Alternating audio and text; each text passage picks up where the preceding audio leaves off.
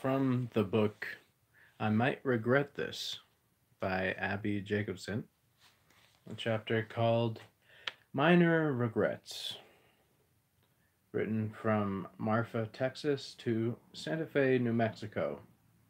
Drive time 7 hours, 12 minutes.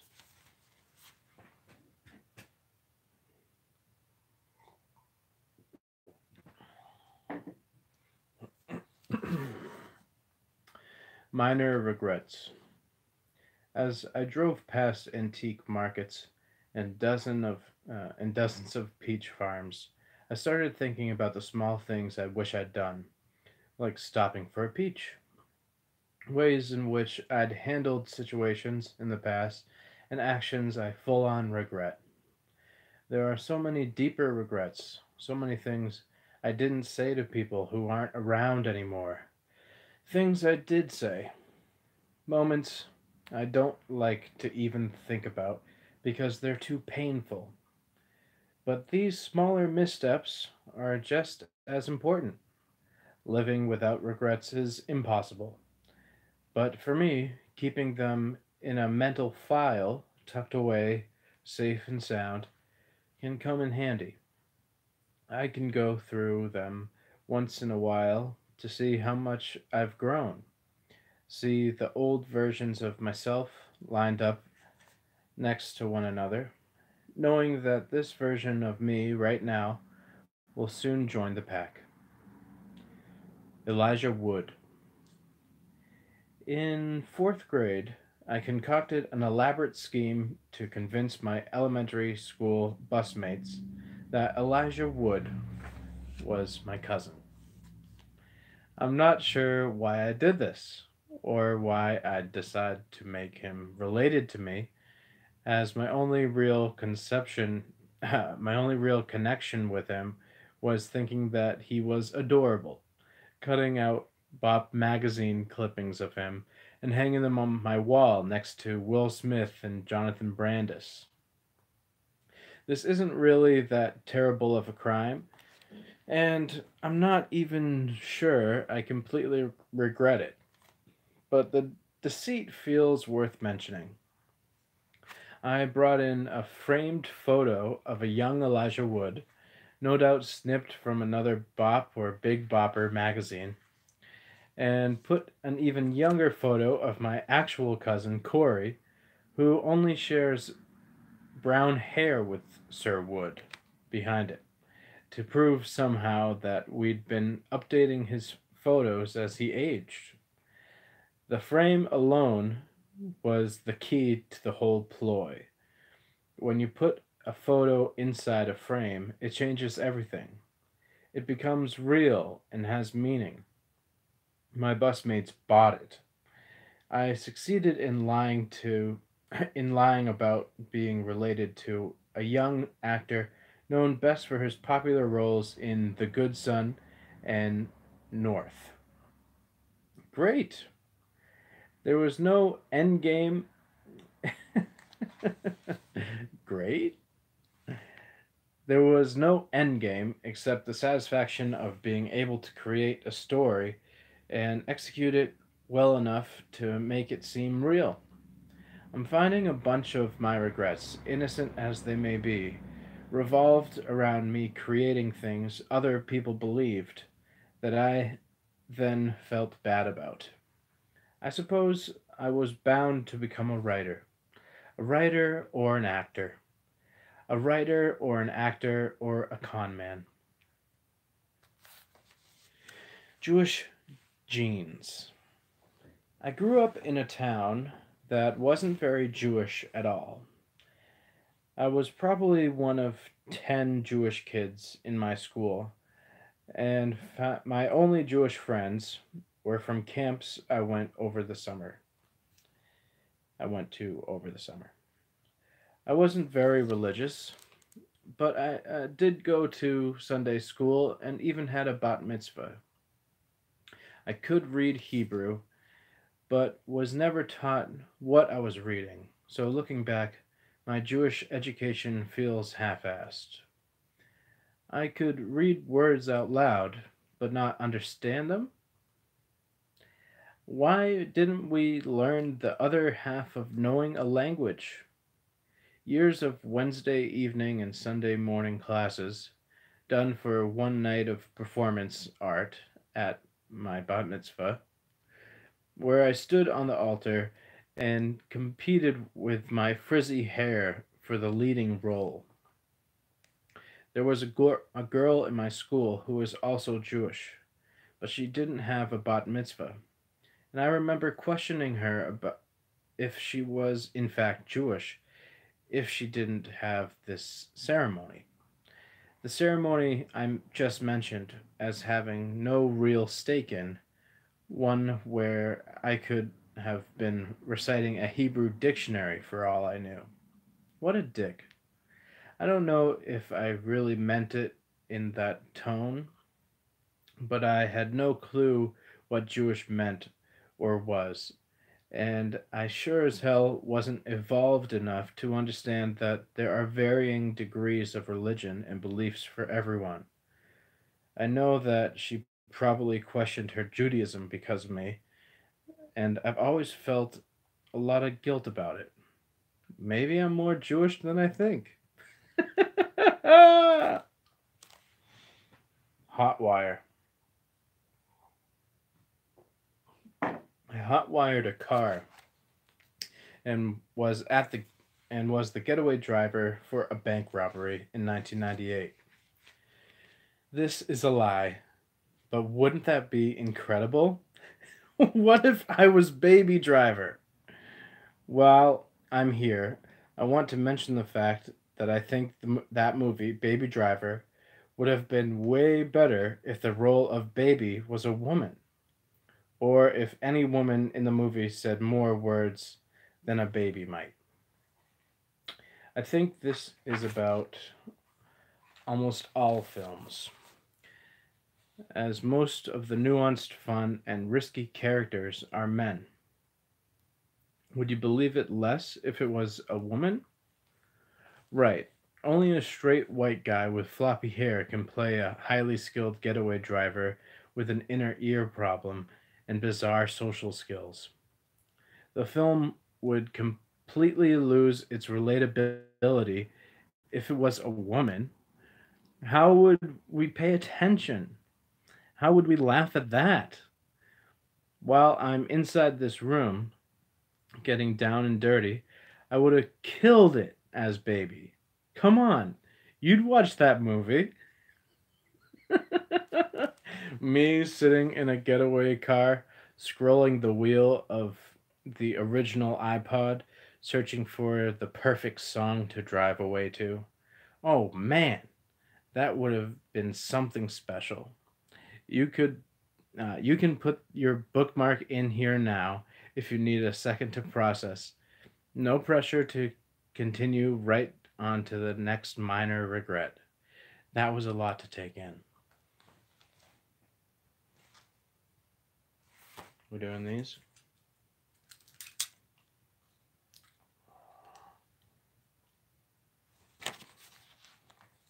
Little Suzy. I went to an overnight camp for a very long time, 12 years.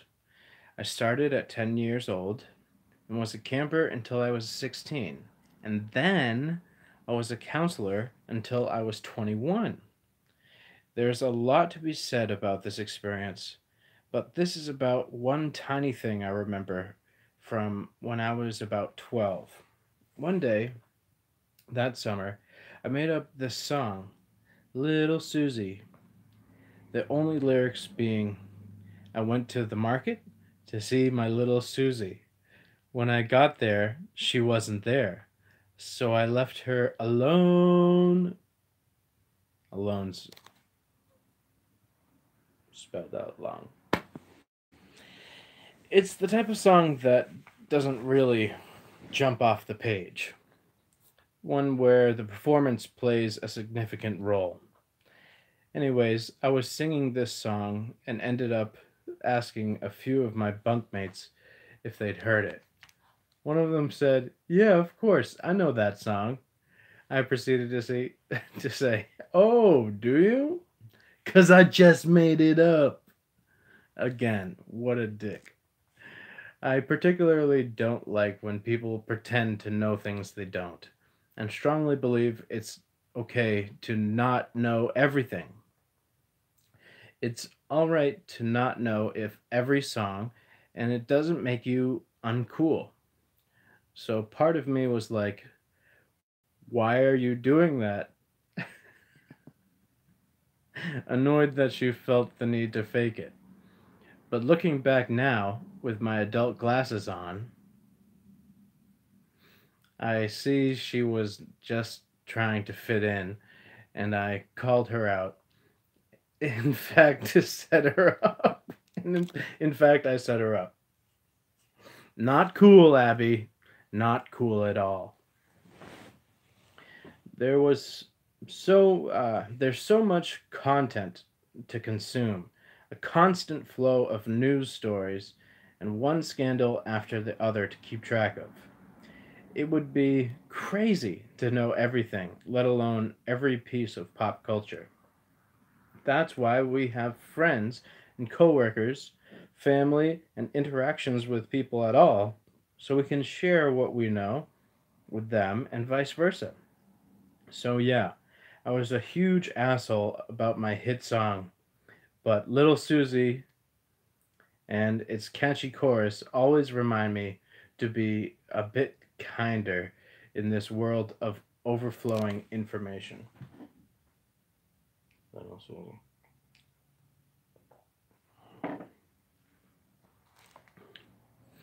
Fixing the raffle.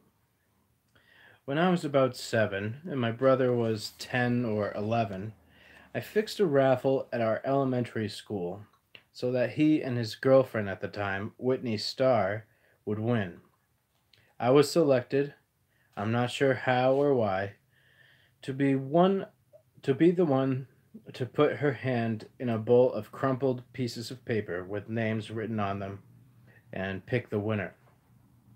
I came up with a scheme completely on my own to write their names, Brian Jacobson and Whitney Starr, each on separate pieces of paper, and already have them in my tiny hand when I put it into the bowl. So then, when I removed it, I'd have selected their names. Lots of questions and concerns here. Where would I have seen something like this? Why was I willing to risk life and limb so that my brother and his girlfriend would win this raffle? When did my childhood turn into a B story from an episode of Full House? This holiday extravaganza was held in the cafeteria with booths selling crafts and baked goods. There were a lot of people in attendance, and the drawing of the winners was an anticipated event. Everyone had stopped doing what they were doing to see who won. Me drawing my own brother's name was highly unlikely, and when I did, it clearly meant I had fixed the raffle. On top of that, I was only supposed to draw one name. What was I thinking? But I was 7 and extremely scrappy, if I do say so myself. This is an adorable way to cheat the system. The whole room, including my parents and my brother and Whitney Starr, immediately knew what I'd done. But all in all, a slick way to do it, right? Pretty clever for a 7-year-old. I don't know if I'd actually regret this one. I like this kid.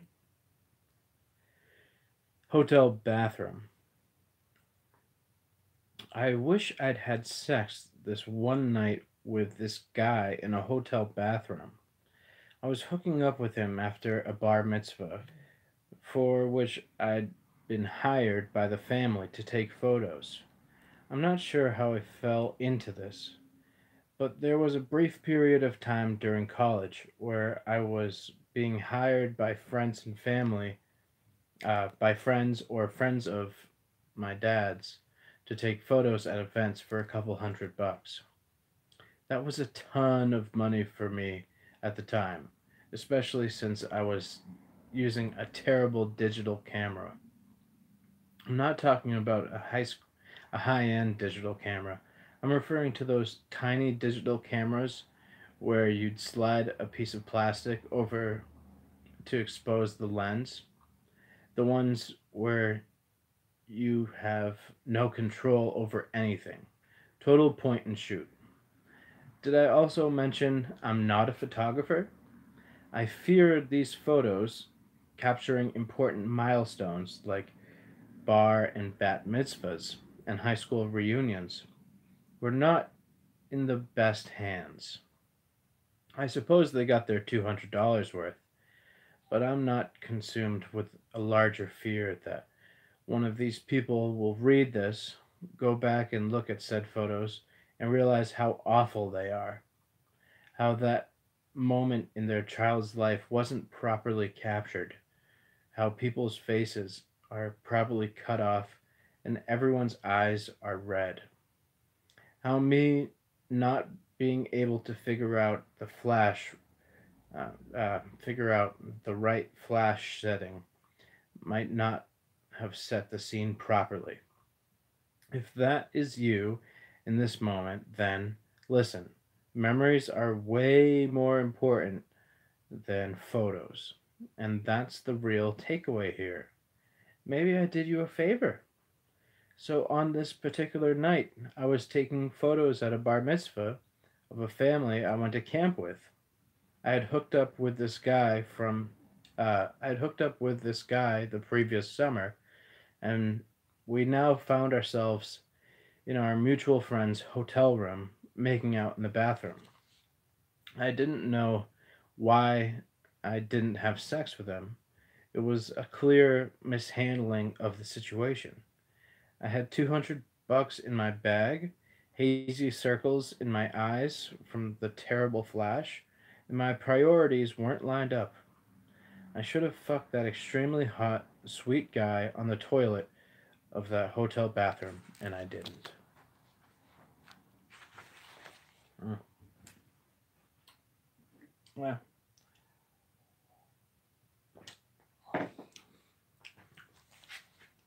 2 onions. My first year in New York, I interned in the art department of the Onion News Network.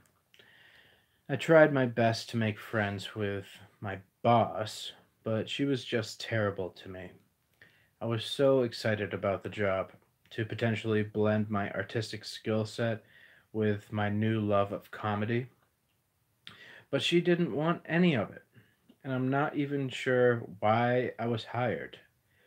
It was such a short time, maybe a month and a half, but this was 2006 and if I still remember these two incidents, then they're significant to me. Time doesn't dictate impact. Not that this moment was major, I will just never forget it. We were shooting a sketch in a hospital all the way uptown in Manhattan, and it was a long day. I was carrying a bunch of garments on hangers, and I had to go bring them back to where we were storing everything, a room they'd given us on the lower floor. I got in the elevator with this boss, who I should say was maybe a year or two older than me. I went to push the button for this lower floor, and she slapped my hand. She actually slapped my hand. She then pressed another floor and reprimanded me in front of a bunch of other people who were also working on the show because I pressed the wrong floor. Bright lights, city. I had entered Hollywood, ladies and gentlemen. Was everyone a complete shithead? I should also point out I had pressed the right floor and someone else corrected her. I regret not quitting right then and there. It's hard to stand up for yourself when you're new and young and scared. I did quit the next week, though. I sat across a desk from the woman who was my boss's boss, and I began to tell her I was done. Thank you, but I didn't like working there. It wasn't right for me. She then asked me to go to her boss's apartment and set up his DVD player. What the actual fuck? And then I did it? Abby? Abby Lee Jacobson?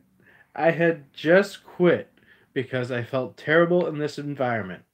It made me question working in comedy for fear that this was how everyone was. And then I bashfully went to this apartment and unsuccessfully tried to set up this dude's DVD player. Ugh. I wish I could hug my younger self and take her out for a nice dinner. Tell her that this is hilarious and is okay. We all do things because we're scared and intimidated. Last week, 11 years later, I sold a TV show with the dude whose DVD player I unsuccessfully set up. Welcome to Hollywood, baby. Hooking up with girls.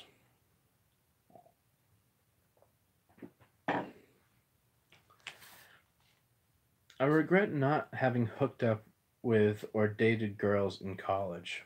What a major missed opportunity. I don't really remember being into anyone woman wise at that point in my life, and I like to think I would have acted on it if I was. But art school feels like a place where what would have been fun.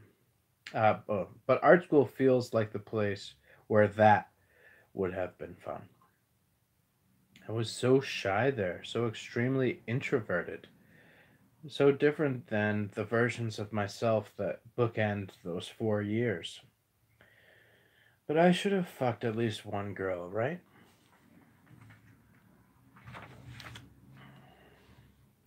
Not going on a raid at camp. I wish I'd gone on a raid when I was 10. For those of you who didn't go to overnight camp for 12 years and have no idea what a raid is, I'll fill you in. A raid is when you sneak out of your bunk in the middle of the night, usually to the bunk of the opposite sex. As you get older, it can include a wide range of sexual encounters, different forms of smoking, etc. Sometimes just talking. Wild! Note: I went on raids as I got older, both the sexual and talking variety. But I was 10, and it was my first year at overnight camp, and I hated it. I was terribly homesick, and it's hard to believe I ever went back, let alone for 11 more summers. On this night, my entire bunk was going on a raid to the boys' bunk, and I decided not to. I was so nervous and hadn't really found my place among the other girls yet. I just couldn't bear the thought of getting in trouble. I wish, as a kid, I was less afraid of getting caught. I wish I took more risks, but I didn't. My whole bunk went on that raid as I lay in my tiny bed under the covers, wishing I'd gone. They all got caught and were docked, meaning they couldn't go to the dance that next Sunday night. But I wasn't docked, so I went to the dance. This was just the fucking worst. 10-year-old me, not comfortable in my own skin, or clothes, or hair, stood alone because I didn't muster the courage to do something outside the box. I went back to the bunk and hung out with my friends. It was the first time I realized that the rules aren't always meant to be followed. You're supposed to break them sometimes, especially if you want to experience the best stuff. Venison Boy. When I was a freshman in college, there was this boy, this senior, that I had a crush on. He lived in a town house a few streets away from my dorm, and I don't even know how we first met, but I know that we flirted from the outset, chatting a bit here and there, smiling from afar on our way to classes. He had a beard and was a sculpture major or something really sexy like that, where he worked with his hands. I was enamored. I'd walked down his street on my way home to my dorm, hoping to run into him. Then one day, he invited me over for dinner the following night. To his house? Something I'd wanted to have, something I'd wanted to happen for weeks was going down, and I could, and could it be true that I had made it happen? When I arrived in a cute outfit for the time, which would be a terrible outfit now, I saw that it was him and his roommates having dinner. I was bummed and thought it was going to be more intimate, but I ran with it, making small talk with his roommates, trying to be cool enough to hang out with other seniors. They'd been grilling stuff on the back patio for dinner, and I didn't question what it was. But then it was announced that dinner was ready. We sat down at the table, and I found out dinner was venison. They'd gotten a deer somehow from someone, or a big piece of one, and were cooking it. They all acted like this was a casual, normal thing, and I became quiet and withdrew into my freshman non meat eating body. I don't eat meat, at least not gamey meat like venison. I'd never had a hamburger, and I know you're like, excuse me? As that seems to be a detail people lash onto. Anyway, I've never had a hamburger, and I haven't eaten beef since I was 12. But I ate this fucking venison, or at least a little piece of it. I did so for this guy, and for what? I'll tell you what. To be informed late in the evening all about his fucking girlfriend. What are we doing here? How could he not know why I was there, that I was eating deer for him? I ate deer for this bearded fuck, and he has a girlfriend? This is a story like many stories in my life where, unfortunately, I was living on a completely different plane of reality than the person in front of me. Basically, I had been invited over there because they had a pile of deer meat and they needed more stomachs to store it. Bullshit, buddy. And guess what, Venison Boy? I don't even know your name. I didn't even pretend to know it or try to come up with a fake one.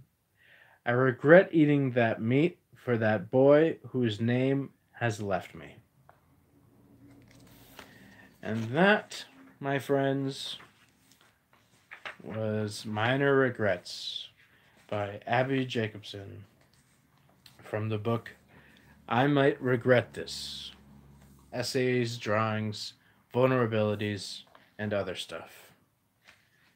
And also, she drew a really cool thing.